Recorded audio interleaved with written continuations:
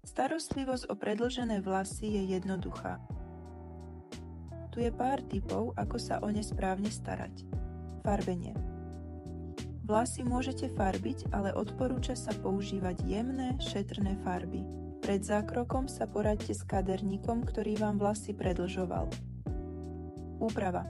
Predĺžené vlasy môžete natáčať, kučeravieť a vyrovnávať, ale buďte opatrní. Používajte najnižšiu teplotu a nerobte to príliš často.